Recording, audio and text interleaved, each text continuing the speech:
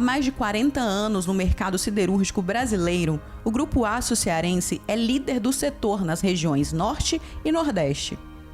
Ao longo de sua história, o grupo expandiu e diversificou suas operações e hoje é composto pelas empresas Aço Cearense Comercial, em Fortaleza, Aço Cearense Industrial, em Caucaia, Siderúrgica Norte Brasil, a Sinobras, no Pará, e a Sinobras Florestal, em Tocantins. Além disso, o grupo mantém o Instituto Aço Cearense, que cria oportunidades de transformação e inclusão social. Com uma carteira de 16 mil clientes ativos em todo o país, a Aço Cearense apresenta uma capacidade produtiva de 1 milhão de toneladas de aço por ano. O grupo apresentou um faturamento de 3,6 bilhões de reais em 2020 e gera, atualmente, cerca de 4 mil empregos diretos e 20 mil indiretos. A força do Grupo Aço Cearense é destaque de hoje do Nordeste 4.0.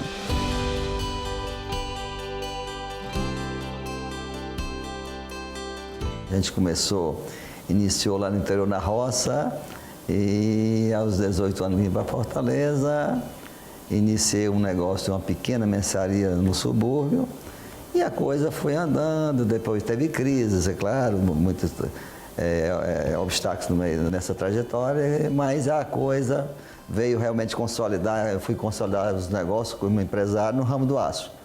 Isso eu vim para Fortaleza em 69 e em 79 eu iniciei no ramo do aço com um negocinho pequeno, o meu patrimônio de 50 mil dólares, né? Então, mas eu sempre fui dedicado, obstinado, acreditado sempre no que eu fiz, acreditei sempre, muito determinado e as coisas foram andando, tinha vários players no mercado aqui no Ceará maior do que a gente.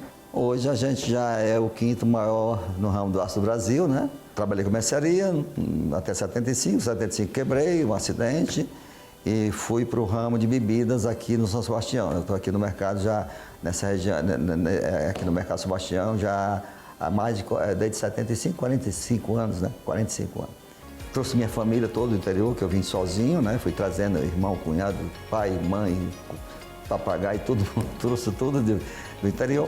Então, quando foi no 79, que é o meu depósito de bebida, ou seja, 75 botei o depósito de bebida, e no 79 o depósito de bebida estava bem, ou seja, eu estava já sendo maior, ou seja, o sucesso foi bom, né? Mas não era uma coisa grande, 50 mil dólares de patrimônio na época não era muita coisa, né? Mas para quem veio lá do sertão sem nada, com capital talvez de 2 mil dólares hoje, uma coisa assim, não mais do que isso. Então, eu acho que a gente evoluiu.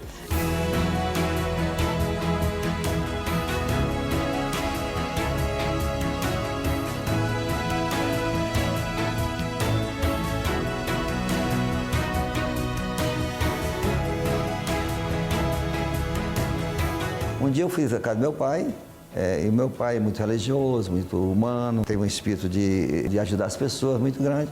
Então meu pai disse: meu filho, eu não estou satisfeito com o teu ramo. Teu ramo de vender bebida, embora a gente vendia bebida em atacado, não era em varejo não. Eu não estou satisfeito. Eu disse: tá bom, pai. Saí de lá no final da tarde e na mesma hora eu disse: não, poxa, eu vou mudar amanhã mesmo, vou procurar um ponto para mudar de ramo. Isso em 79, a economia estava boa, em 79. Então, o material de construção vendia bem, estava vendendo bem, o seu negócio está indo bem na economia do país, então eu fui voltar material de construção. Mais um amigo meu e concorrente de bebida também, viu: mas por que tu não bota ferro, negócio de ferro? Porque se fulano aqui, nosso vizinho aqui aí em frente, eu tinha um vizinho que vendia ferro e eu não sabia, porque eu sou todo ligado no meu negócio que eu esqueço até os vizinhos, né? Poucos vizinhos eu tenho ligação. Então aí ele disse: eu há 2 anos botou ferro, já está rico. Eu acho que eu fui abençoado nesse momento de aceitar a opinião desse meu amigo. Eu vou botar ferro. E eu não conhecia de ferro. Aí eu aluguei um ponto aqui a uma quadra, daqui, que é da onde eu estava na época também, aqui na Padre Mororó.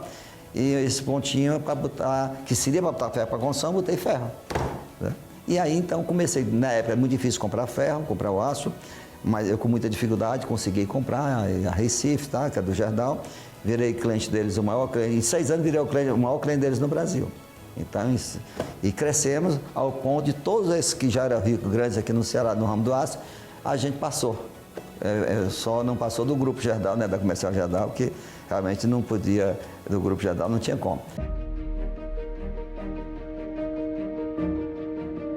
Temos siderúrgica no Pará, temos a indústria aqui no Ceará, a gente oferece hoje 4.000 e poucos empregos, né? Então, isso me deixa assim, com a sensação de um dever cumprido, de ter realmente sido importante também para a região, né? No ramo, ou seja, no setor também metal mecânico também, né? Além da siderúrgica que é para a construção civil, nós temos dois tipos de negócio, né? A linha de planos, que a gente não tem siderúrgica, depende de bobinas ou importadas ou companhias siderúrgicas brasileiras, né? E longos não, aí longos nós temos realmente uma siderúrgica que é a única do Norte. Onde do Norte, uma siderúrgica boa, saudável, empresário muito bem. Então isso nos dá uma tranquilidade e sustentabilidade de crescimento.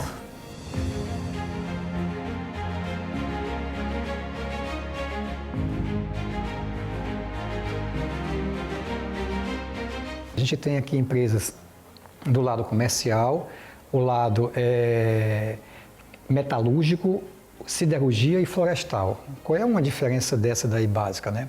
O lado da siderurgia, vamos dizer assim, a siderurgia, ela faz o aço. Então, quer dizer, nós partimos das matérias-primas, como por exemplo, no caso nosso lá, é o minério de ferro, tá certo? O nosso principal insumo que é a sucata metálica. A sucata que a gente faz toda uma reciclagem, depois eu falo por isso. E a gente faz o aço, que esse aço é para a construção civil. Então a siderurgia a gente faz esse lado. A metalurgia, a gente já parte do aço pronto. A siderurgia entra lá no Pará, né? Lá em Marabá.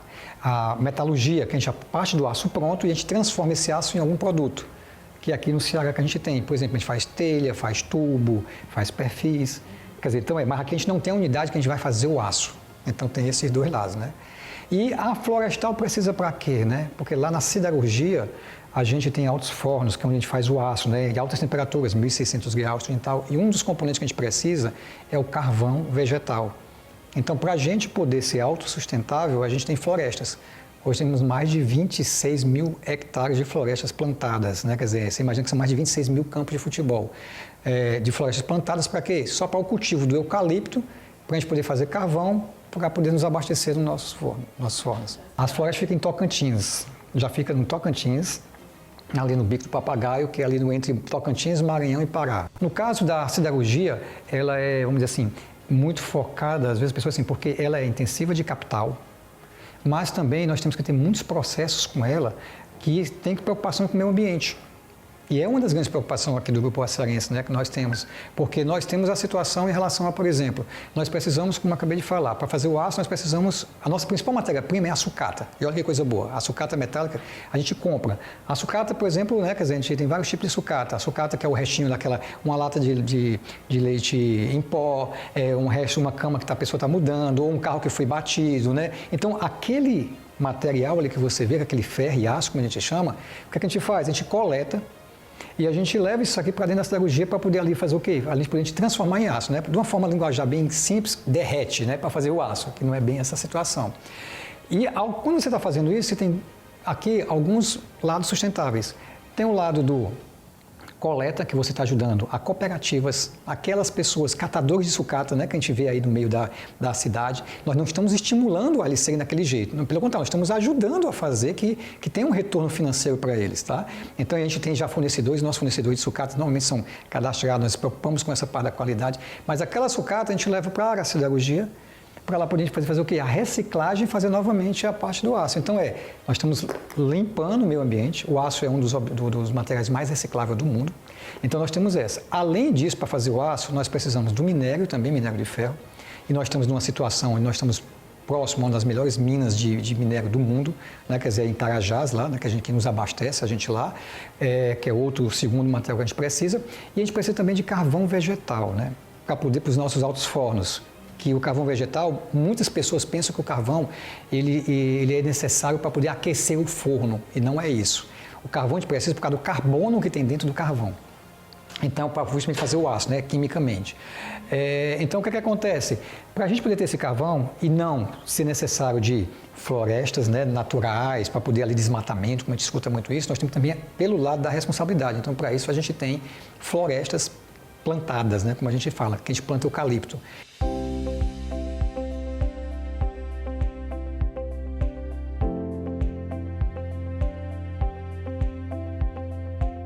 Já a metalurgia, que é onde a gente está aqui hoje, aqui no Ceará, nós temos onde a Cearense começou, que na verdade começou pela comercial, que foi comprando e revendendo, e agora nós estamos hoje, por exemplo, a industrial, que é justamente que a gente compra o aço basicamente são as bobinas. Aí uma coisa que é interessante, diferente, na siderurgia que a gente tem, a Sinobras, a gente faz aços longos, que é para construção civil. Já na Cearense industrial, a gente utiliza aços planos. E qual é a diferença? Até o nome está dizendo, né? Um é o longo, outro é o plano, é aquelas bobinas. Porque a gente já compra a bobina feita de uma outra siderúrgica. Essa siderúrgica pode ser nacional, hoje os maiores fornecedores nossos é nacional, ou importado, como a gente sempre teve anteriormente, nossa maior fonte era importado, mas hoje a gente tem também alguma pouca parte importada, mas a gente importa do mundo todo. A gente traz da China, a gente traz da Europa, tá? Traz aqui para da América do Sul, então a gente traz. Até é interessante te mostrar um pouquinho disso aqui, fugindo um pouquinho da ciência, para você entender que a gente tem que ser muitas vezes competitivo, a gente tem que saber como é que a gente trabalha e como é que a gente faz essas excelências dentro do nosso processo. Porque, curiosamente, a China, por exemplo, né? A China hoje, você sabe que hoje o que ela produz em 16 dias é o que o Brasil produz no ano todo. Então você imagina a desigualdade que nós temos daí, né? Então, o volume de vendas lá. Aquele minério que eu falei em relação à Sinobras, que é lá de Carajás, do interior do Pará, ele vai lá para a China, é produzido aço, a gente compra esse aço aqui e muitas vezes esse aço ele é mais barato do que o aço que é produzido aqui no Brasil. Então, existe aí alguns pontos aí, ou tributários, ou de custos, que não vale a pena a gente olhar. Mas, voltando aqui novamente àquela parte aqui da ciência industrial, então a gente pega essas bobinas que a gente compra e transforma ela em produtos. Então, a operação aqui dentro da ciência industrial é um pouco mais diferente. Lá na siderurgia, nós temos grandes áreas, onde a gente tem máquinas, dessas máquinas, então temos uma entrada e uma saída de um produto. Aqui não, nós temos diversas máquinas fazendo diversos produtos. Então, até a forma de fazer, né, e de ver a operação é diferente. Temos aqui a parte de metalurgia, né? Nós fazemos tubos, e é interessante, tipo assim, mas onde é que a gente usa tanto esses produtos que nós fazemos, né? É interessante, se você for dar uma olhada, tudo que a gente faz sempre tem alguma coisa do aço envolvido. Até um tecido que a gente tem, né, que a gente usa, aqui uma camisa, uma calça, tudinho, para poder fazer esse tecido, ou você teve a tesoura, que tem aço, ou você fez alguma máquina que teve aço. Se você vai lá, por exemplo, não, vou pegar aqui um caderno, só uma folha de papel. Para fazer esse papel, teve máquina que teve aço. Então, se você for olhar, tudo puxa parte do aço. Então, você tem várias aplicabilidades em cima disso. Então, nós fazemos tubo. Então, algumas pessoas perguntam, nós somos hoje uma das maiores fábricas de tubo de costura, como a gente chama, da América do Sul. E perguntam, mas por que você usa tanto tubo? Então, algumas vezes eu fico perguntando, a cadeira que você está sentada nesse momento, os pés dela são de aço, e são tubos ali feitos, tá? Nas mesas, tudinho, então, você vê muitas grades no jardim, né, ali. Então, tudo que você vai dar uma olhadinha, você começa a ver, tem uma aplicação desses produtos que nós fazemos. Telhas, perfis, chapas, então dali você consegue fazer toda essa parte dessa venda, né? E juntando com toda essa situação, nós também temos aqui a área comercial que a gente vende. Então, essa área comercial também já atende ao cliente, vamos chamar assim, um cliente que vem no balcão, vem nos comprar. Foi uma feliz ideia, porque eu aposto no nosso Estado, é sinal que apostei no nosso Estado, aposto nos nossos governos, os nossos últimos governos têm sido muito bons, né? Então, esse nome para mim pesa, entendeu? Porque essa cearense, a Aço Cearense no caso, né? Ela me gerou a Sinobras, a siderúrgica norte brasileira, né? E ela hoje é referência nacional. Nós hoje atuamos em todo o mercado nacional, desde de Manaus, da Amazonas a Porto Alegre, e o nosso nome é muito bom. Nós temos um nome realmente muito conhecido e respeitado até pelos meus concorrentes grandes, os gigantes do mercado do aço, né? Nós somos o quinto lá na pontinha, mas tanto respeitamos eles como eles nos respeitam. Eu tenho um relacionamento muito bom com todos eles.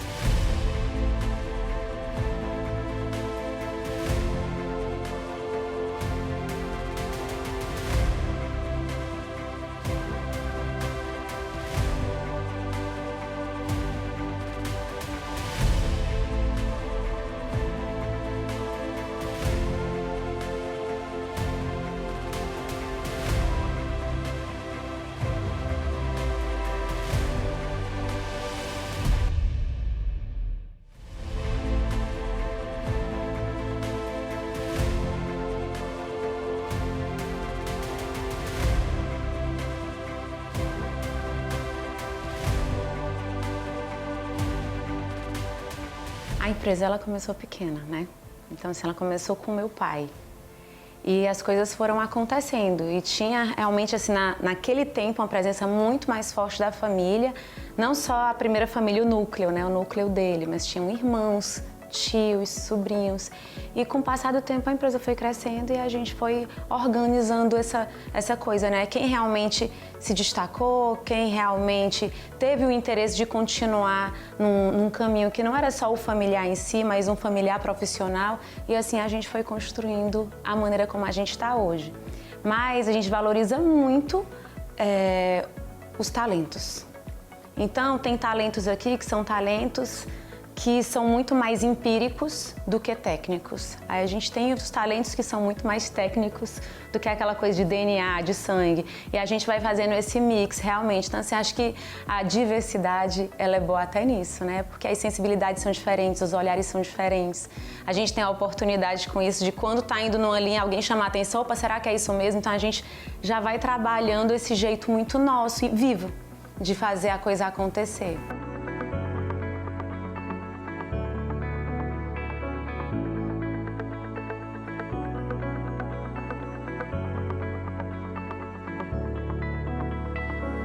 Eu acredito que existe uma visão equivocada em relação a essa coisa de ser família. Porque não é uma questão de ser família, é uma questão de ter vocação.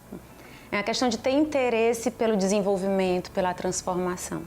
É que nem quando alguém me pergunta assim, é porque você é mulher e você valoriza essa coisa de potencializar algumas questões da mulher. Não, eu sou mulher, mas eu acredito muito que a gente tem que potencializar os talentos em geral, seja da mulher, seja do negro, seja do branco, seja de quem for, porque é uma questão de querer dar o seu melhor, entende? Então, assim, a nossa visão aqui não é simplesmente por ser familiar. O que é bom da família? É porque a gente mantém o DNA, a gente mantém a cultura forte, a gente entende que o papel da cultura transforma.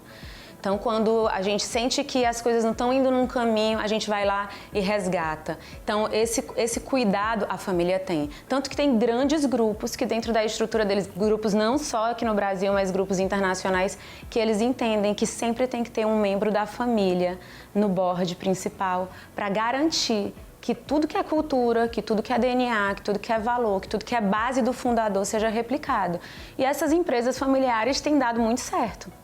Então, eu acredito que quando a família está alinhada com isso, ela tem essa visão, a coisa dá certo.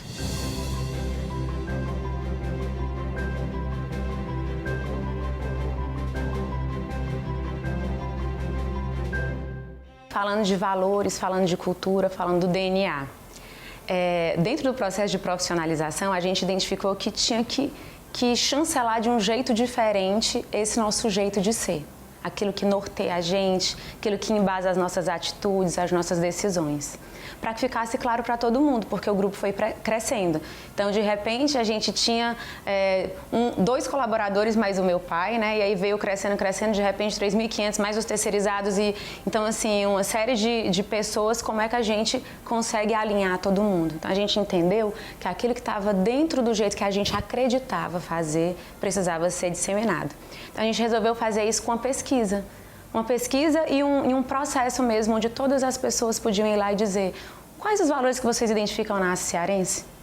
E a gente fez isso e juntou todas as informações de todo mundo, a gente agrupou aquilo, colocávamos nos refeitórios, que era a maneira mais segura de garantir que todo mundo ia lá e ia dar a sua participação. E a gente observou que o que a gente mais identificava que era importante para a gente, eles também percebiam. E assim, a gente definiu que humildade, que é uma coisa assim que é muito forte no meu pai, e que a gente entendeu que é relevante e que faz bem, porque quando você tem humildade, você baixa a cabeça para aprender, você não passa por cima que nem trator. Então, assim, você passa a ter uma sensibilidade diferenciada, porque a humildade traz isso junto. Então, a gente observou a humildade neles também, integridade. determinação e foco. Meu pai sempre foi muito focado. Então, assim, eram coisas que faziam sentido. Eles falavam e a gente sentia. E a gente resgatava na nossa história como família e como negócio. Então, a gente foi realmente fazendo questão de colocar tudo isso dentro do pacote. E aí, para nossa grande surpresa, algo que é muito relevante para o meu pai, para mim, para a nossa família, para os meus avós, que são realmente, assim, as pessoas que construíram na gente os nossos principais valores, apareceu a fé. A gente colocou fé e deixou eles votarem. No final, mais de quase 2/3 das pessoas colocaram que fé era um dos valores que elas mais se identificavam. E se você entrar na minha sala, tem a demonstração disso. Se você entrar na do meu pai, tem a demonstração disso. A gente fez questão de colocar a fé em vários lugares da empresa. Então, toda a nossa comunicação se baseia na fé em Deus. Porque, inclusive, se você olhar o livro do meu pai, que foi escrito, né, um pouco da história dele há uns 10 anos, o nome do livro é A Bênção Não Foi Por Acaso. E a bênção, ela tem um viés de fé muito forte. Então, ficou humildade, transparência, foco, determinação, fé em Deus e trabalho seguro.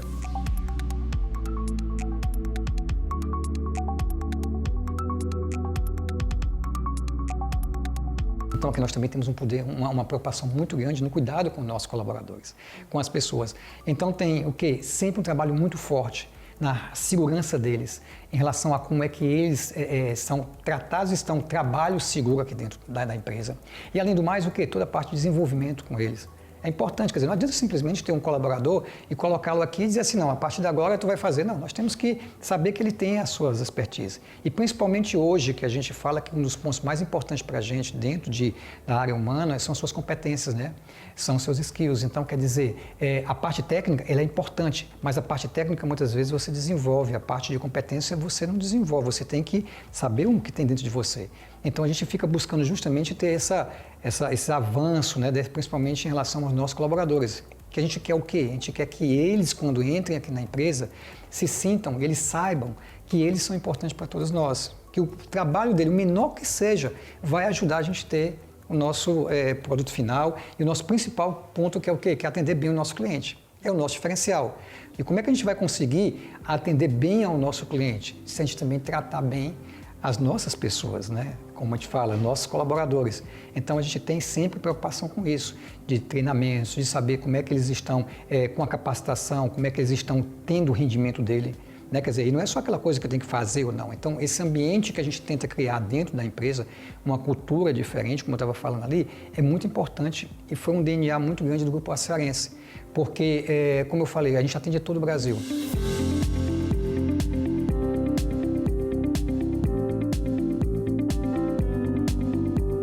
Eu vou fazer 30 anos de empresa agora, em junho de 2021.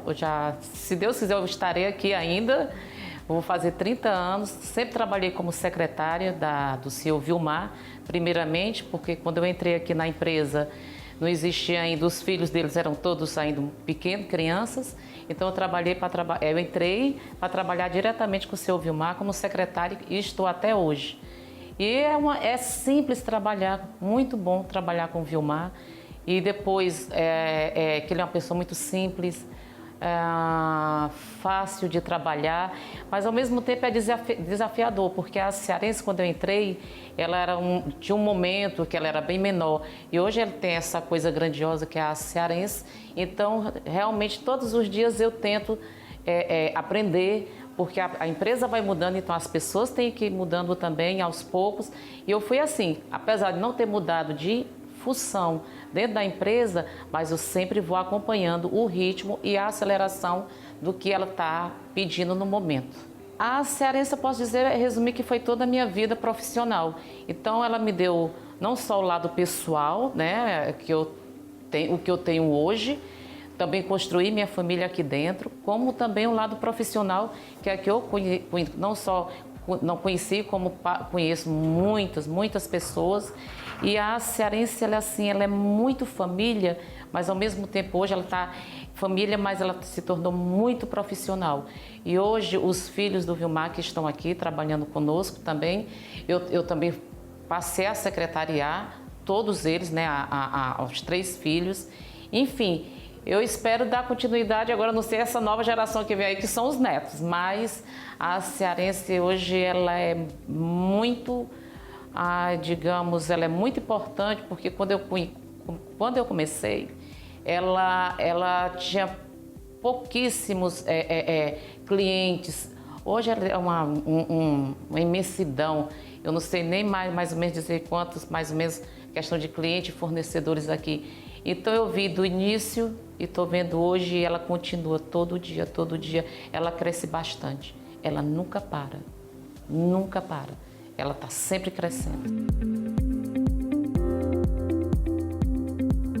Nós temos já hoje a busca em relação a essa parte de desenvolver a cultura de inovação, mas nós não podemos sair simplesmente assim, é cultura de inovação, sai para todo lugar, sai atirando, não pode. Tem que ser algo que seja estruturado, tem que ser algo que incentive as pessoas, que automaticamente você aculture a empresa para isso, que as pessoas se sintam confortáveis, porque quando você fala em inovação, o primeiro ponto que vem na cabeça é o seguinte, você não pode ter medo de errar. Você tem que permitir ter erros para você ir aprendendo e crescendo com aquilo ali. Lembrando, então a partir de agora eu vou poder errar em tudo. Não, peraí, você vai poder saber aonde é que você vai poder errar. Existem processos, como eu te falei, nós temos processos da siderurgia lá que tem muito perigosos, em termos de alta temperatura, você vai inovar ali naquele momento, você vai ter que saber antes para depois você levar os seus processos. Então é saber aonde inovar e como inovar. Então, quando você faz isso, você também tem que saber o seguinte, que a empresa tem que estar receptiva a saber disso. Há que fazer com que o colaborador, dentro de algumas regras, dentro de uma regra de um programa, que ele possa lá estar incentivado a trazer coisas novas e saber o seguinte, se deu certo, ótimo, se não deu, tentamos, vamos pegar outra daquela ideia ali, trazer algo diferente. Então isso é um processo de aculturamento. Então é algo, e principalmente do tamanho que nós estamos hoje dentro do Grupo Acierense, ele tem que nascer de uma forma estruturada.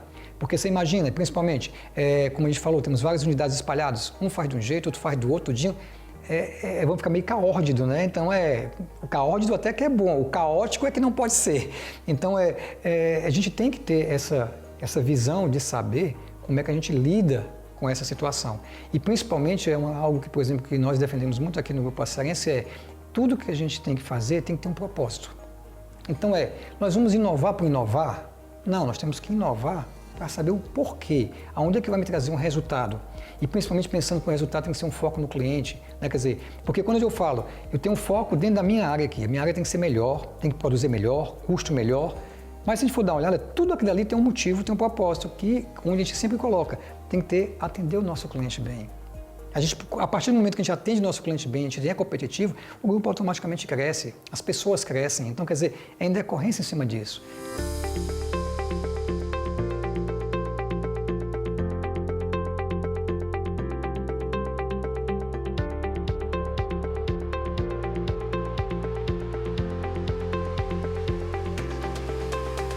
Dentro de toda a nossa estrutura, as nossas reuniões, nossos encontros, a gente já trabalha com um pé na inovação usando uma outra expressão. É a liberdade de falar, a liberdade de ser criativa, a liberdade de ter ideias para solucionar questões do dia a dia. Porque inovação não é só você chegar e inventar um novo jeito de construir. Inovação é você observar oportunidades dentro do próprio negócio em coisas simples. Às vezes inovação é criar, às vezes inovação é deixar de fazer algo que você fazia antes e que virou desnecessário. Então a gente já tem um viés de trabalhar essa abertura e liberdade para se pensar, para se discutir. É tipo assim, gente, sem filtros, cada um fala o que pensa. Às vezes a ideia dele não é completa, mas é gatilho para o outro continuar a ideia de uma maneira que faça muito sentido para a gente. Então a gente já trabalha dentro desse viés, mais de liberdade, flexibilidade do pensar e do expor. A gente não pode inovar por inovar. Inclusive, um dos objetivos estratégicos nossos aqui é justamente a gente desenvolver a cultura de inovação dentro do próprio grupo. E o que é que seria uma inovação? No primeiro ponto, a gente tem que entender o que é a inovação. Para que serve a inovação, né? De uma forma, eu gosto muito, tem um estudo, né, até de Harvard, que diz assim, o que é inovar? De uma forma bem simples. Inovar é resolver problemas.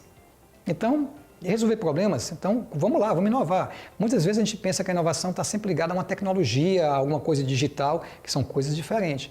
Então nós temos que fazer da parte da inovação algo assim que venha do nosso DNA, que venha das pessoas, né?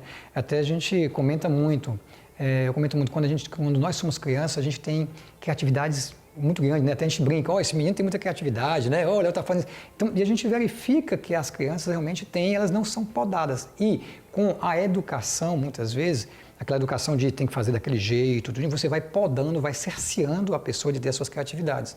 E as ideias vão se tornando cada vez mais escassas. Então, é algo que a gente está buscando muitas vezes aqui dentro da própria Grupo Açarense, é que a gente possa implantar essa cultura também de os nossos próprios colaboradores nos ajudarem nesse processo de que eles estão lá na ponta, a gente sabe que eles são super importantes quando estão lá no chão de fábrica ou dentro de um escritório, eles possam questionar e trazer novas sugestões, novas ideias de como fazer aquilo novamente para poder aquele processo ou um novo serviço ou um novo produto, sempre pensando em como melhorar o atendimento ao cliente, mas o quê? Que automaticamente também está trazendo para ele uma satisfação de dizer assim, eu faço parte também desse processo, eu não estou ali simplesmente para fazer um crachá. Então, você estimular essa inovação. Então, e se esse pensamento novo puder ser ligado a algo digital, a algo tecnológico, tudinho, melhor ainda, e é onde nós estamos incentivando.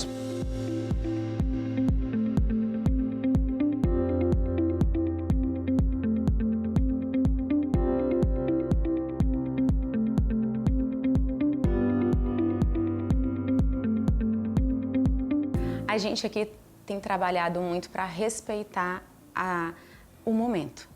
A gente trabalha muito para estar atento à movimentação do mercado. Se você disser assim, Aline, vocês têm um desenho fixo? Não, a gente tem um desenho conscientemente não fixo. Porque a gente acredita que o mundo está evoluindo de uma maneira tão rápida que a gente entendeu que o nosso alvo tem que estar em movimento. Quer dizer, que o alvo está em movimento e que a gente tem que estar atento ao movimento dele.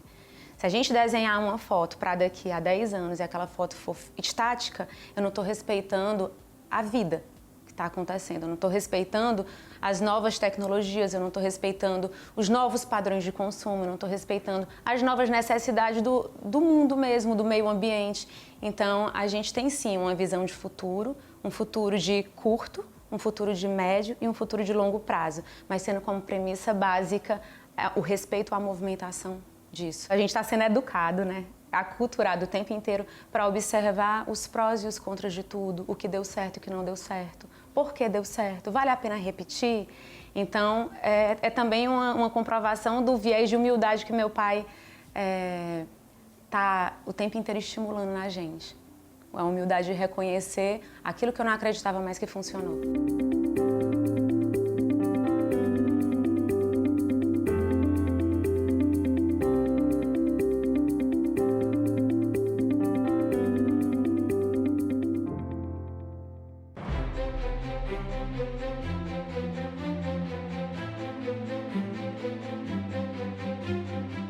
É um ano assim que ninguém acreditava, né? Já começou muito ruim antes da pandemia. Você viu que o ministro dizia que da economia, o Paulo, dizia que ia crescer 2,4% no primeiro trimestre, decresceu 2,5%. Portanto, o impacto de 4,9%. Para mim não foi surpresa, mas para o mercado foi surpresa sim, e as pessoas não querem enxergar isso, né?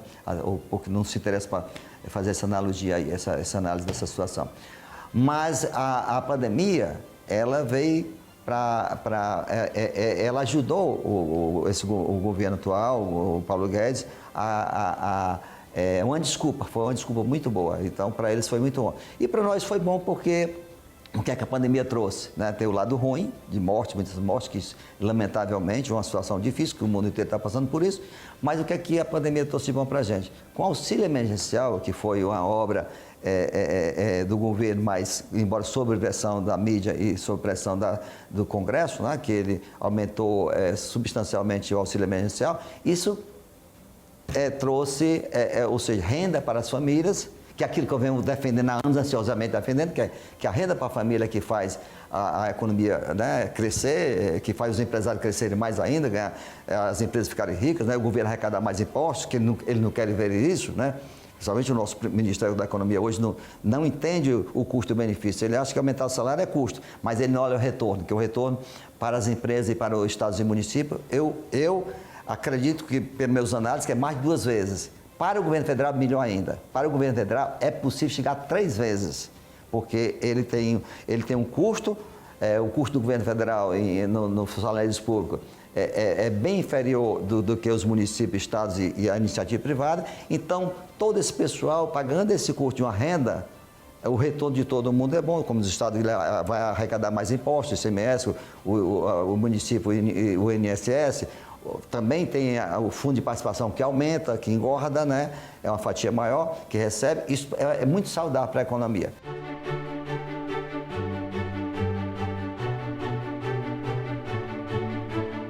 Eu tenho um projeto iniciado, esse projeto ainda antes da crise, né? De 2014, esse foi iniciado em 2014, aí veio a crise que eu interrompi o projeto, que é a ampliação da siderúrgica no Pará. A nossa siderúrgica, a gente vai mais que dobrar a nossa capacidade. Já temos os equipamentos comprados, já investimos lá já alguns milhões de reais, né? Então, esse projeto estava parado esperando que as coisas melhorassem. Como agora, esse ano, foi um resultado bom, nós vamos ter um bom resultado, então eu já tirei, ou seja, eu já voltei a desenvolver esse projeto, ou seja, tirei da gaveta, já determinei aqui o nosso pessoal trabalhar para poder a gente continuar com o projeto o mais rápido possível. Então, nós já estamos trabalhando nessa ampliação, voltando como é que se diz? Desenvolver esse projeto para daqui 2 anos e meio, quando as coisas no Brasil mudarem, né, que eu acredito que vai mudar. Eu acredito que o próximo governo, não sei se esse governo ainda vai ter capacidade de enxergar aquilo que eu defendo, que é a renda, né, para as famílias, né, e juros baixos na ponta. Se isso acontecer nesse governo ainda, pode ser que já melhore alguma coisa, mas a nossa sociedade, realmente esse projeto só está pronto daqui 2 anos e meio. Então, 2 anos e meio, que é o tempo exatamente que a gente tenha alguma mudança no país. Esse investimento por volta, a gente já investiu uns 200 milhões e vamos investir mais uns 300 a 400. De 500 a 600 milhões, acho que talvez não mais que 600, com certeza não menos que 500 milhões.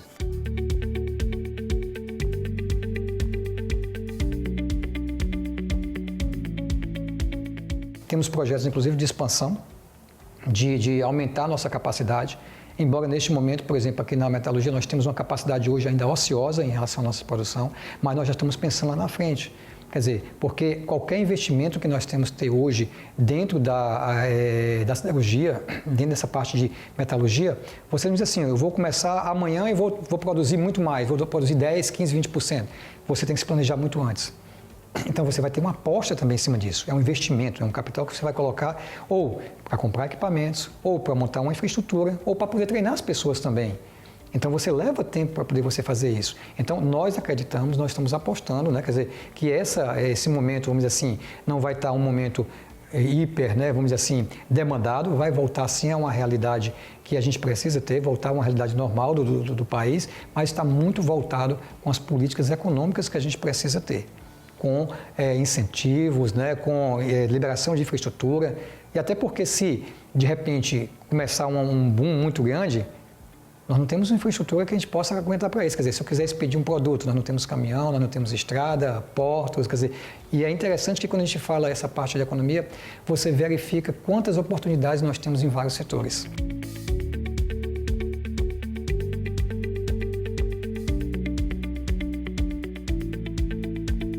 O Norte-Nordeste não existe ainda nenhuma laminação de planos. Nós temos a CSP, que faz a placa, mas essa placa ela é vendida para fora do país e 20% aqui dentro do país. Pode ser vendido até 20% devido à ZPE, né? Então, que geralmente esse material, muitas vezes, a Usiminas compra, que é um grande parceiro meu, e eu compro da Usiminas. Esse material vai à placa para a Usiminas e volta em bobina para a gente. Eu sou o maior cliente hoje da Usiminas no Brasil.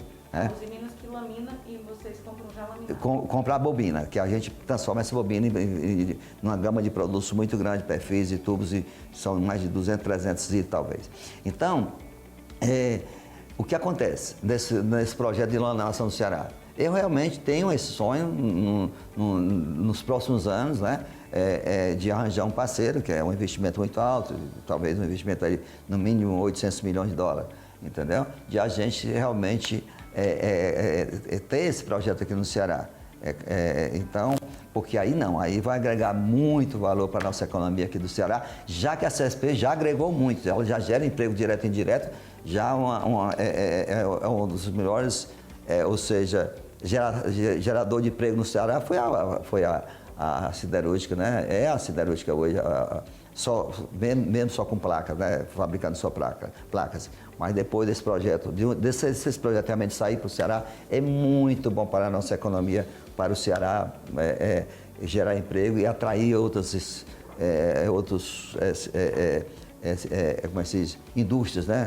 Indústria na linha branca, indústria automobilística, então isso é muito importante. Pensando exatamente no Brasil de 2022 e diante, eu acho que o Brasil até 2021 e 2022 a economia vai sofrer muito, nós não temos, como eu disse, renda, temos juros altos na ponta, que está corroendo essa renda das famílias, então eu acredito que nós vamos sofrer muito nos próximos 2 anos.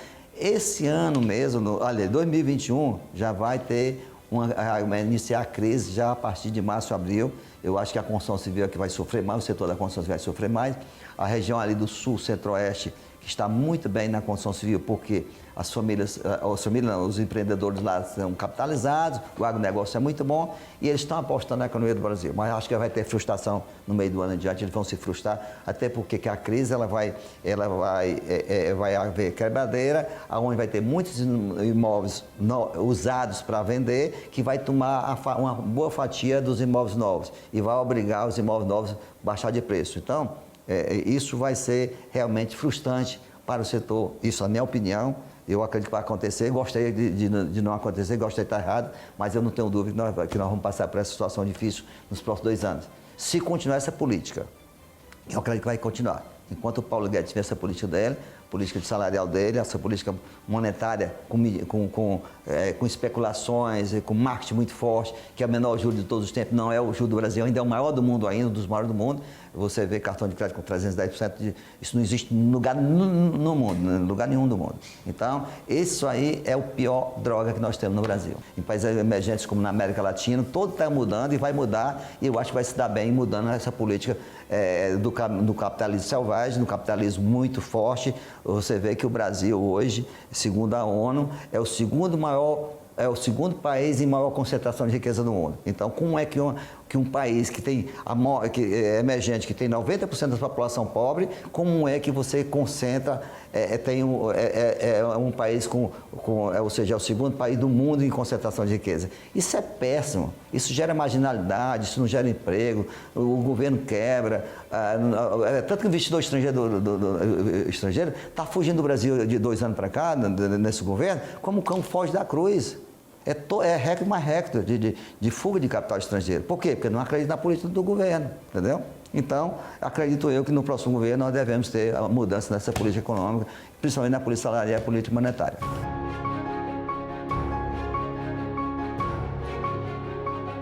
O que hoje a gente tem feito para trabalhar os nossos planejamentos estratégicos, a nossa visão de futuro, a observação da nossa contribuição para o desenvolvimento e transformação do nosso país, tem muito a ver com o jeito do meu pai de olhar para o mundo, olhar para o Brasil e a contribuição que ele pode dar como cidadão. Eu digo como um cidadão comum porque ele não tem o interesse de entrar ter a vida política, né, que poderia estimular de uma maneira diferente esse viés de transformação, mas dando o exemplo dele. Então, assim, o que é que a gente tem feito? A gente tem linkado essas duas coisas. Então, se eu acredito que renda é importante, então a gente trabalha a nossa remuneração de uma maneira que seja convertida dentro do nosso universo numa melhoria de renda para os nossos colaboradores. Se a gente acredita que ter uma análise crítica sobre a economia é relevante, então nos nossos encontros internos a gente estimula o nosso pessoal a ter um olhar crítico em relação à economia, a observação do comportamento do mercado e o impacto disso na nossa vida. Se a gente entende que crédito é algo muito importante, então a gente estimula a liberação de crédito para os nossos clientes. A gente entende que a gente não está dando o recurso como dinheiro, mas a gente, quando dá crédito, é a mesma coisa de estar dando dinheiro. Então, uma empresa que chegou aqui pequena, que tinha um perfil de ter um limite de crédito, que se você olhar no Serasa, com todas as regras técnicas ali, o Serasa diz 30 mil de limite de crédito, a gente vai observar outros fatores e vai construir um limite de crédito independente desse, porque se o nosso cliente cresce, a gente cresce, o nosso país cresce e a gente consegue gerar mais emprego, mais renda. Então, assim, a gente tem convertido muito essa visão econômica da necessidade de crescimento, que o meu pai está sempre comentando, para os nossos atos, as nossas ações, as nossas execuções aqui dentro, no viés, com o olhar no cliente, com o olhar no produto, com o olhar no nosso colaborador, com o olhar na nossa sucessão e no nosso desenvolvimento e transformação. Então, esse é o link que a gente tem feito. Então, vamos treinar o time? Em que a gente vai treinar? Então, tudo passa pelas mesmas... A gente sempre faz as mesmas perguntas nesse aspecto para que a gente assegure que a nossa visão para o país esteja sendo convertida em ações internas e resultado para toda a rede que está aqui e faz parte do nosso negócio.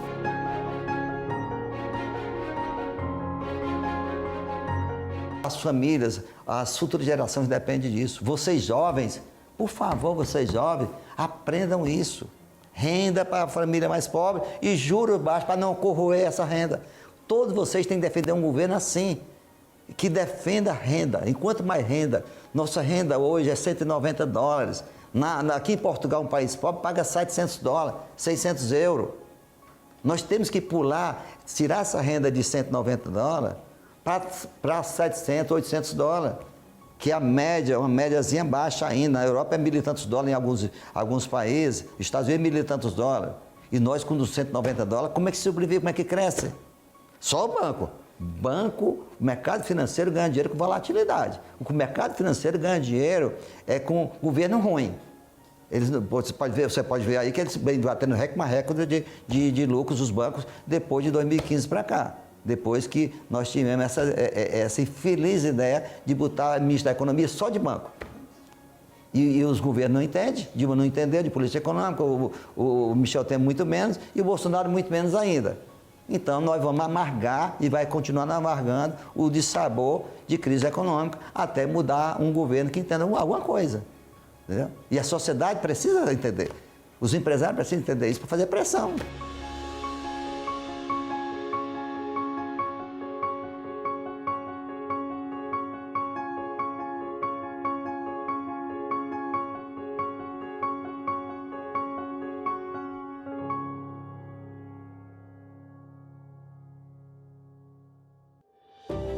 Oferecimento: SESI, Senai, FIEC.